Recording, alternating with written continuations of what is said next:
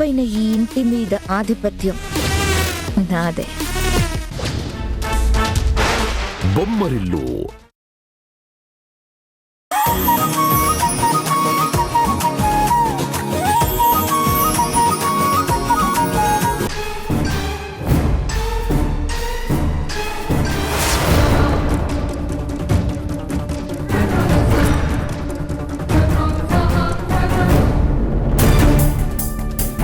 గాయత్రి,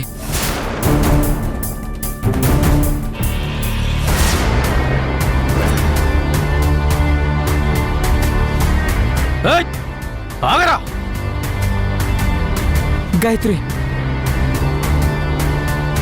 నేను వీళ్ళకి దొరికి నా ప్రాణాలు పోయేలోపు ఈ నిజాన్ని అసలైన గాయత్రికి చెప్పేయాలి.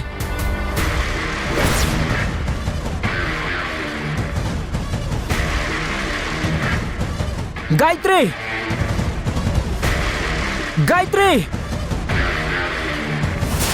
గాయత్రి, గాయత్రి,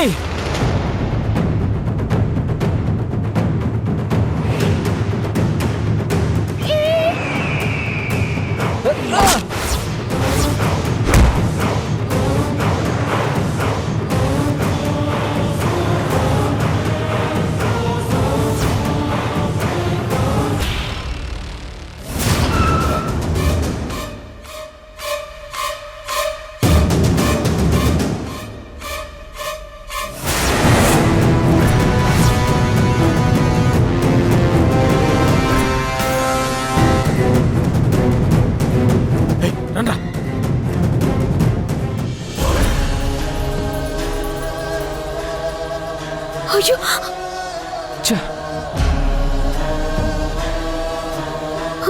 మధుకర్ గారు, మధుకర్ గారు,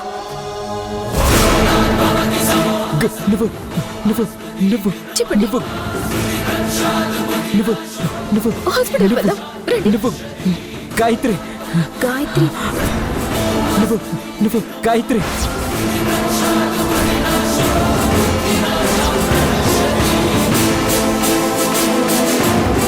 గాయత్రి, చెప్పండి. నువ్వు నువ్వు చెప్పండి.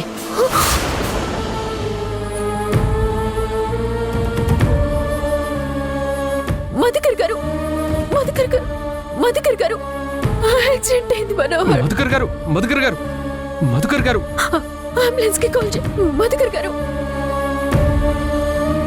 Hello ambulance. Road number 45 fast గా రండి. Emergency accident sir. యా,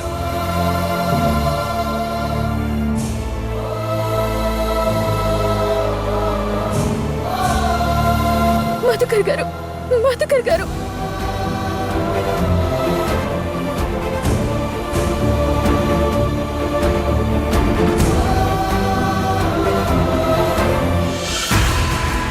వాడు ఆ రాధకి ఏమైనా నిజం చెప్పుంటాడా?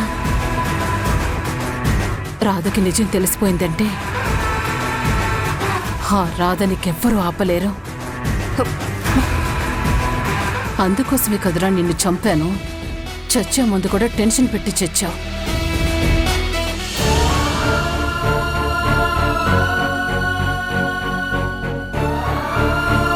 పాపం రాధా యాక్సిడెంట్లో చనిపోయాడు. ఈ విషయం మేడం వాళ్ళకి చెప్దాం.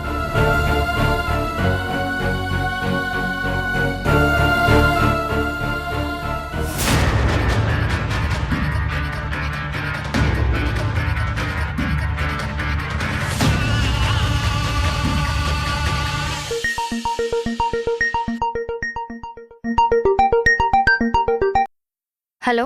హలో సత్య, నేను చెప్పేది జాగ్రత్తగా విన్ను. చెప్పండి మేడం. స్కెచ్ ఆర్టిస్ట్ చచ్చిపోయాడు. Wow, super madam. ఇంకీ నిజం ఎవ్వరికీ తెలీదు. ముందు నీ చెప్పేది విను. అతను చనిపోయే ముందు రాధని కలిశాడు.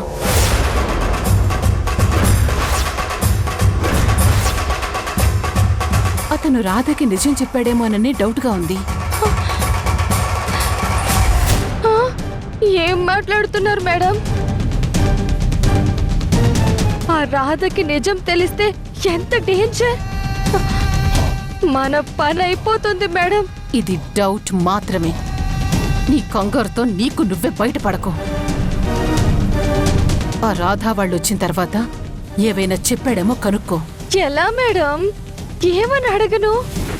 నువ్వు జస్ట్ క్యాజువల్గా ఉండు. ఒకవేళ రాధకి నిజం తెలిస్తే తనే బయటపడుతుంది. నువ్వు కంగారు పడకు. జాగ్రత్త.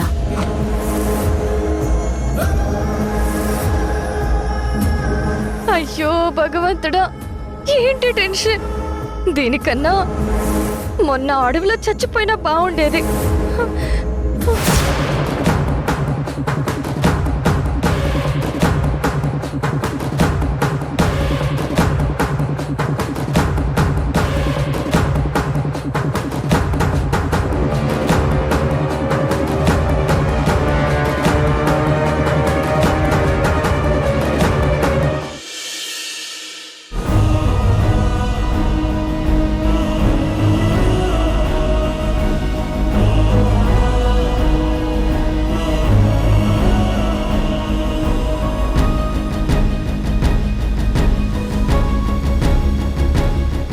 పద.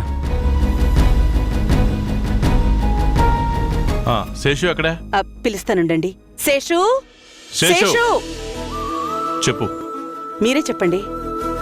వచ్చే వాళ్ళకి అన్ని ఏర్పాట్లు చేసావా? స్నాక్స్, కాఫీ, టీలు? నువ్వేం కంగారు పడకనయ్యా, అన్ని ఏర్పాట్లు అయిపోయాయి. వచ్చిన వాళ్ళకి స్నాక్స్, కాఫీ, టీతో పాటు రిటర్న్ గిఫ్ట్లు కూడా రెడీ చేస్తున్నావు. వచ్చిన వాళ్ళకి రిటర్న్ గిఫ్ట్స్ ఏంటి శేషు? మరి మన ఇంటికి వచ్చిన వాళ్ళను ఖాళీ చేతులతో ఎలా పంపిస్తాం అక్క?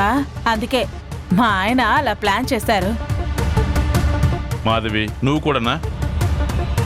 వచ్చేది మన గెస్ట్లో చుట్టాలో కాదు, మీడియా వాళ్ళు. మీడియా వాళ్ళకి ఎవరైనా రిటర్న్ గిఫ్ట్స్ ఇస్తారా? ఒకవేళ మనం మంచితనంతో ఇచ్చినా గిట్టిన వాళ్ళు మీడియాని మేనేజ్ చేస్తున్నాం అంటారు.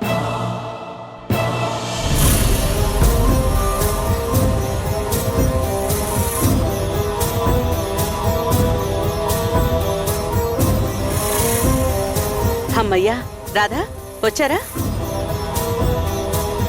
రండి.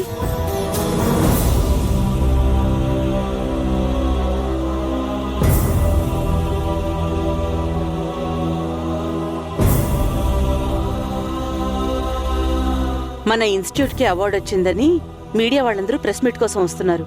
మీరు కూడా త్వరగా రెడీ అయ్యండి.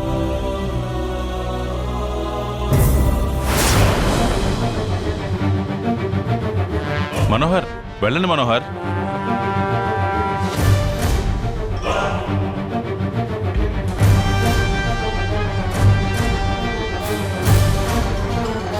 ఏమైంది? ఎందుకు ఇలా డల్గా ఉన్నారు? Any problem?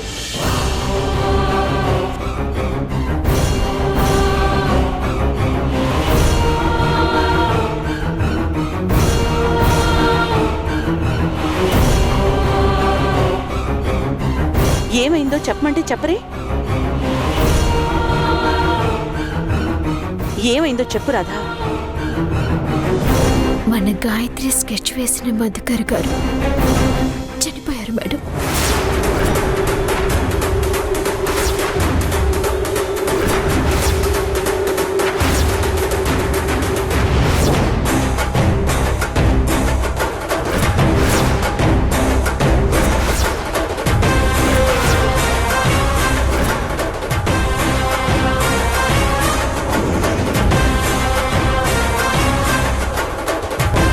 ఏంటి, చనిపోయారా? ఎలా జరిగింది? యాక్చువల్గా రోడ్లో యాక్సిడెంట్ జరిగింది మేడం.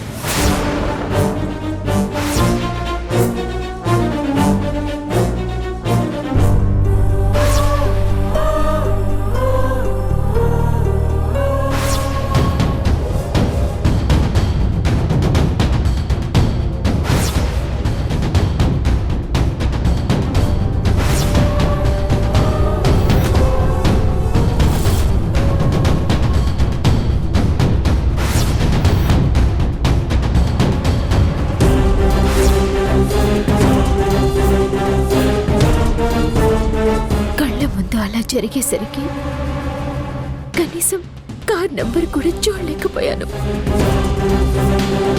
ఏదైనా ఇన్సిడెంట్ జరిగినప్పుడు బ్లాంక్ అయిపోతాం, అంత ఐడియా రాదు. మన గాయత్రిని కనిపెట్టడానికి అతను కూడా సహాయం చేయాలని చూశాడు.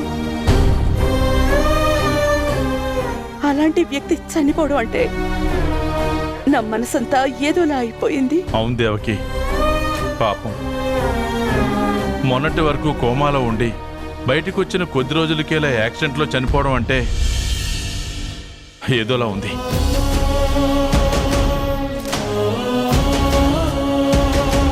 మనకి కావలసిన వ్యక్తి కాకపోయినా మనకున్న కొద్దిపాటి పరిచయానికి ఒక ఆత్మీయుడిని కోల్పోయామేమో అనిపిస్తుంది. అవునండి, మంచి మనుషులకు అలా జరగడం చాలా బాధాకరం. శేషు, ప్రెస్ వాళ్ళని ఈరోజు రావద్దని చెప్పు, తర్వాత ఇంకోసారి పెట్టుకుందామని చెప్పు. అదేంటన్నయ్య, చనిపోయిన వ్యక్తి కోసం బాధపడిపోతున్నారు, బానే ఉంది. కానీ మన సంతోషానికి కారణమైన మంచి విషయాన్ని నలుగురితో పంచుకోవడానికి ఎందుకు వాయిదా వేయడం? అదిగా శేషు, మన మనసులు బాగలేనప్పుడు ఎందుకా అని. వాసు, ఆ చనిపోయిన వ్యక్తి మనకేమైనా కావాల్సిన వాడా లేక మన బంధువా? అతని కోసం మన ఇంట్లో ప్రెస్ మీట్ ఆపేయడమేంటి? అలా అనుకుంటే రోజుకి ఎంతో మంది చనిపోతూ ఉంటారు. అందుకని ప్రతిదానికి వాయిదా వేయగలవా చెప్పు? అవునక్క, అసలే ఆ అవార్డు కోసం ఎన్నో సంవత్సరాలుగా ఎదురు చూస్తున్నాం. ఇప్పుడు మన ఇంటి కళ అది. సరే అయితే అలాగే కానివ్వండి. దేవకి, జరిగింది ఏదో జరిగిపోయింది. జరిగిన దాన్ని మనం మార్చలేం. జరగాల్సింది చేసుకుంటూ వెళ్ళడమే. మనసు ప్రశాంతంగా ఉంచుకో. రాధా, మనోహర్, మీరు కూడా వెళ్ళి ఫ్రెష్ అయ్యారండి. ఈ ప్రెస్ మీట్లో మీరు ఉంటారు. ఆ స్కెచ్ ఆర్టిస్ట్ చనిపోవడం నాకు చాలా బాధగా ఉంది. అమ్మ వాళ్ళు అతని గురించి బాధపడుతూ ఉంటే అతను ఎంత స్పెషలో అర్థమవుతుంది. పాపం, ఎలా జరిగిందో ఏంటో. యాక్సిడెంట్ అని చెప్పాను కదా. మరి హాస్పిటల్కి తీసుకెళ్ళలేదా? అంటే స్పాట్ డెడ్డా? పాపం, తన కుటుంబం గురించి ఏమైనా చెప్పాలనుకున్నాడా?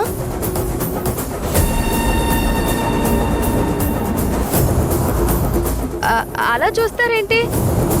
మామూలుగా ఎవరైనా యాక్సిడెంట్ అయితే చావు బతుకుల మధ్య ఉన్నప్పుడు తన కుటుంబం కోసం ఏమైనా చెప్పాలనుకోవడం కామనే కదా. అందుకే అలా అడిగాను. లేదు, అలాంటిదేమీ లేదు. పాపం, ఏదో మాట్లాడటానికి ప్రయత్నిస్తూ ప్రాణాలు వదిలేశాడు.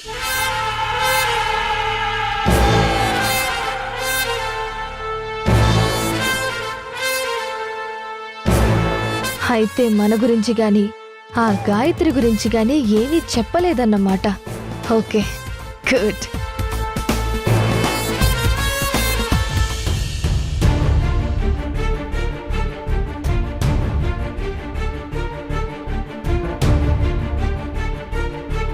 రాధా, జరిగిన దాని గురించి ఆలోచిస్తూ కూర్చోకు. మీడియా వాళ్ళు వచ్చే టైం కూడా అవుతుంది. నువ్వు వెళ్ళి ఫ్రెష్ అయ్యరా. లేదు మనోహర్, నువ్వు వెళ్ళు. నన్ను కాసేపు ఒంటరిగా వదిలే ప్లీజ్. సరే, ముందు నేనే వెళ్ళి ఫ్రెష్ అయ్యి వస్తాను, తర్వాత నువ్వు వెళ్దు గాని.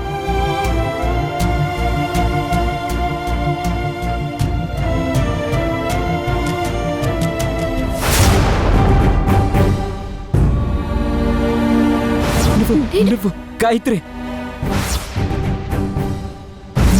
చెప్పండి. నువ్వు గాయత్రి.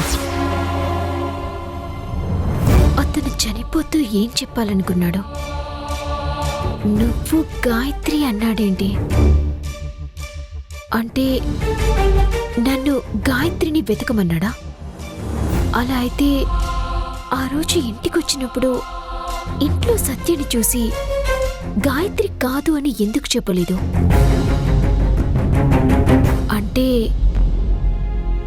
నేనే గాయత్రి అని చెప్తావు అనుకున్నాడా?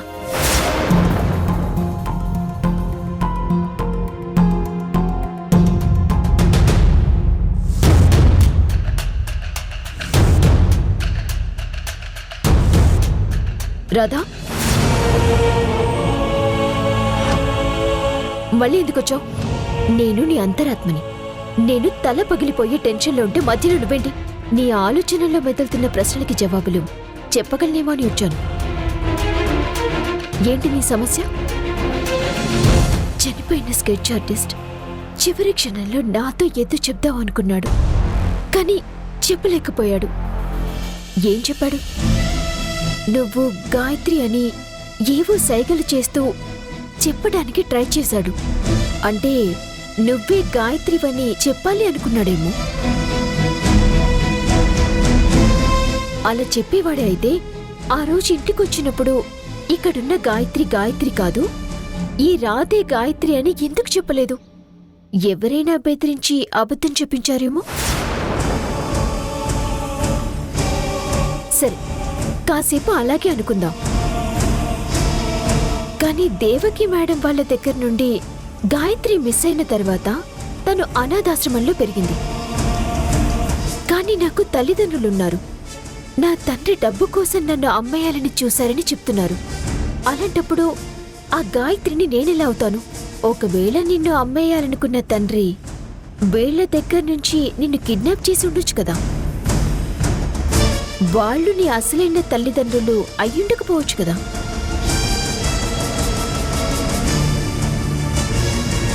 కావచ్చు, కానీ ఇక్కడ నువ్వొక విషయాన్ని మర్చిపోతున్నావు. దేవకి మేడం వాళ్ళ దగ్గర నుండి గాయత్రి మిస్ అయినప్పుడు తన వయసు 1.5 సంవత్సరం. కానీ నన్ను అనాథాశ్రమంలో చేర్పించినప్పుడు నా వయసు 3 సంవత్సరాలు. అంటే 1.5 సంవత్సరం గ్యాప్ ఉంది. అలాంటప్పుడు నేను గాయత్రి నన్న ఛాన్సే లేదు. ఖచ్చితంగా ఒరిజినల్ గాయత్రిని వెతకమని చెప్పటానికే ట్రై చేసుంటాడు. అంటే ఇప్పుడు ఏం చేద్దాం అనుకుంటున్నావు? నేను గాయత్రిని కాదు అన్నప్పుడు మరి గాయత్రి ఎవరు? ఇప్పుడు ఇంట్లో ఉన్నది మాత్రం ఒరిజినల్ గాయత్రి కాదు, ఇది నిజం. అయితే మరి ఒరిజినల్ గాయత్రి ఎవరు, ఎక్కడుందో కనిపెట్టాలి కదా. అవును, ముందు ఒరిజినల్ గాయత్రి ఎక్కడుందో వెతికి కనిపెట్టాలి. అప్పుడే ఈ ప్రశ్నలన్నింటికీ సమాధానం దొరుకుతుంది. ఎవరితో మాట్లాడుతున్నావు రాధా? నా అంతరాత్మతో. అంతరాత్మతోనా? ఏది? ఎక్కడ నాకు కనిపించట్లేదే? ఇదిగో ఇక్కడే ఉందిగా.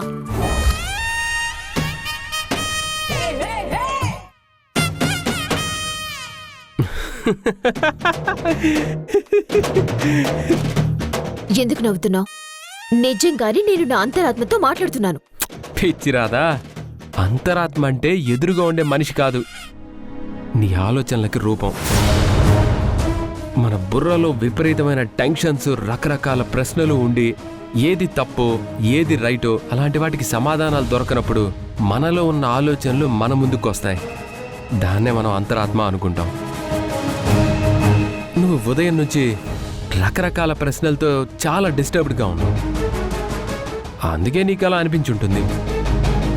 సరే సరే, త్వరగా ఫ్రెష్ అవ్వు, మీడియా వాళ్ళందరూ వచ్చే టైం అయింది. ఓకేనా?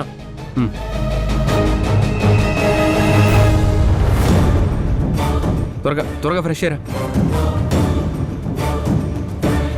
ముందు త్వరగా ఒరిజినల్ గాయత్రి ఎవరో తెలుసుకోవాలి. అన్నింటికీ సమాధానం ఒక్కటే, గాయత్రిని వెతికి పట్టుకోవడం.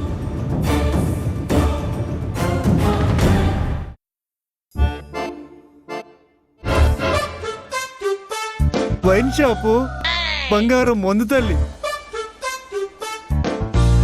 జేబులో రూపాయి లేకుండా షాపుకు వెళితే మాత్రం ఏమి లాభం? రెగ్యులర్ కస్టమర్ అనే కనికరం కూడా లేకుండా కాళ్ళతో తన్ని పంపిస్తారు. గొంతు తడవపోతే బుర్ర పనిచేయదు. ఏం చేయాలి?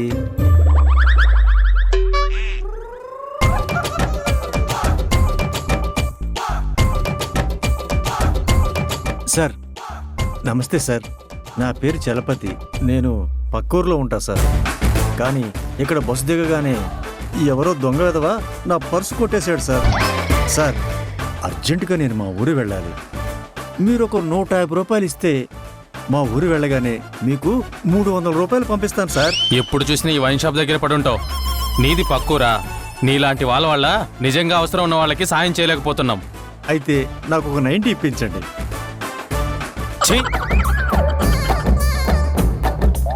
చిచ్చి, ఏం బతుకురా నీది చలపతి. 90 కోసం డబ్బులు అడిగితే ఏదో ఆస్తి రాసేమన్నట్టు చూస్తున్నాడు. మనకు మందు తాగకపోతే నడవదు. తాగాలంటే పైసలు కావాలి. పైసలు రావాలంటే ఆ గాయత్రి ఎక్కడుందో తెలవాలి. మన దేశంలో ఇన్ని స్కూళ్ళు ఉండగా మీ ఇన్స్టిట్యూట్కి ఈ అవార్డు వచ్చినందుకు ముందుగా మీకు కంగ్రాచులేషన్స్ మేడం. కానీ అందుకు మీరు ఎలాంటి నిర్ణయాలు తీసుకున్నారు? అది ఎలా సాధ్యపడింది? నిజం చెప్పాలంటే ఈ అవార్డు గురించి విన్నప్పటి నుంచి మా స్కూల్కి కూడా వస్తే బాగుండు అనిపించింది. అందుకు సంబంధించి ఎడ్యుకేషన్ సిస్టమ్ని కూడా ఇంట్రడ్యూస్ చేశాం. కానీ ఇన్ని సంవత్సరాలు వెయిట్ చేశాక ఇప్పుడు రావడానికి మాత్రం ప్రత్యేక వ్యక్తులున్నారు. ఎవరు మేడం వాళ్ళు? మా కంపెనీ ఎగ్జిక్యూటివ్ మెంబర్స్ అయినటువంటి మా రాధా మనోహర్లు.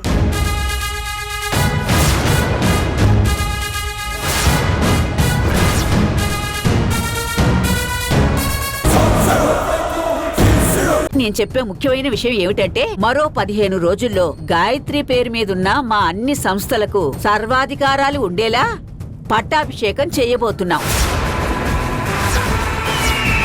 నువ్వు దొంగ గాయత్రిగా బయటపడిన రోజు నీకు పట్టాభిషేకం కాదు కదా, కనీసం నీకు ఈ ఇంట్లో స్థానం కూడా ఉండదు. అందుకు నీ దగ్గర ప్రూఫ్స్ ఉన్నాయా? నువ్వు నిరూపించగలవా? ఇది ఆపగలవా?